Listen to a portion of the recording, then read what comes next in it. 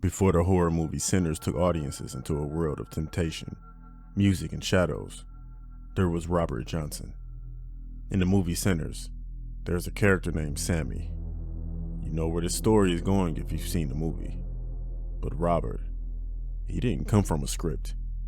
He wasn't dreamed up in a writer's room. He was real. And that might be the most terrifying part.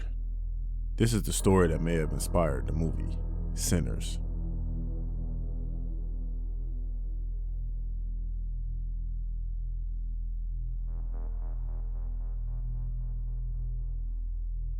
Robert Johnson wasn't born a legend. He was born in Mississippi in 1911, a black boy in the Jim Crow South, surrounded by hardship, mystery, and secrets.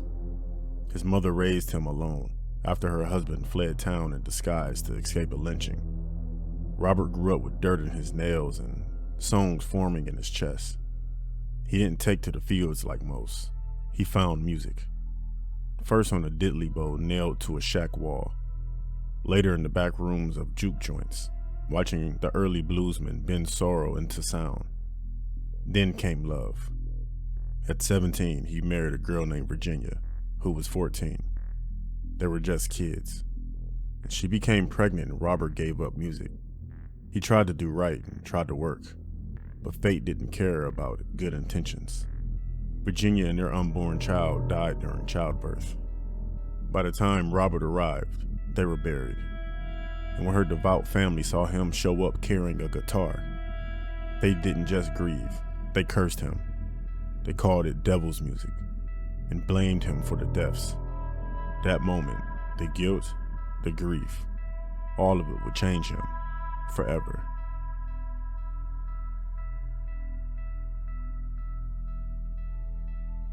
After Virginia's death, Robert disappeared. Nobody knows exactly where he went or for how long. But when he returned, he wasn't the same person. He could play, not like before, and not like anyone else. It was as if his fingers knew things they shouldn't, as if every sorrow he'd ever felt had been pulled through his strings. Son House, a blues legend, said it best. Before, Johnson was just a kid bothering the crowd. Now, he sounded like two men playing at once. So the whispers started, the stories and the myths, that he had gone to the crossroads at midnight, that he made a deal, that the devil had taken his soul and left him a sound no one could explain. But there's a more grounded version of that story, though it's no less haunting. Some say Robert met a man named Ike Zimmerman, a skilled guitarist who took him in and taught him how to play. They say their favorite place to practice was a graveyard in Beauregard, Mississippi. But why there?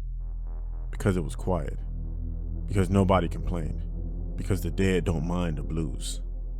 But in 1938, just a year after recording his first songs, Robert Johnson died.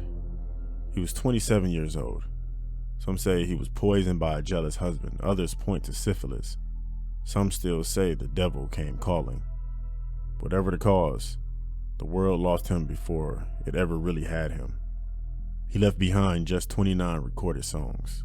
That's it. But those songs would ripple across generations, reshaping music forever. He was more than a legend. His lyrics were filled with omens. Hellhounds, hoodoo magic, powder on the feet, whispers of damnation. He sang about things most men were too scared to name out loud. But underneath the ghost stories and the guitar licks was a man who loved, who lost, who tried to find meaning in a world that rarely offered any. A man who turned pain into poetry and sorrow into something beautiful and terrifying.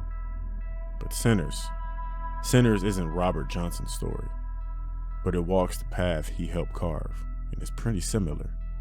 The film's darkness is themes of temptation, guilt, and trading pieces of their soul to feel something again. All of it echoes Johnson's life. A man who may have wanted greatness, but never expected the ghost that would come with it. He didn't ask to be a myth. But myths don't ask for permission. A few people also said, like Keith Richards, he said there's just something supernatural about Robert. And Eric Clapton also said, I had found a master. But maybe the most human thing about him was the hurt. And that hurt still plays every time you hear the blues. Is Robert Johnson part of the famed and unfortunate 27 Club, where influential entertainers passed away at 27 years old like Jimi Hendrix, Janis Joplin, and Kurt Cobain? It is said that every one of those people had more in common than dying at 27 years old. It was their dealings with the devil that connected them. Is Robert Johnson the inspiration behind the character Sammy from Sinners? Or is it pure coincidence? You be the judge. Let me know in the comments. This is the story that may have inspired the movie Sinners, but specifically, the character Sammy. Oh, Mary, don't you weep.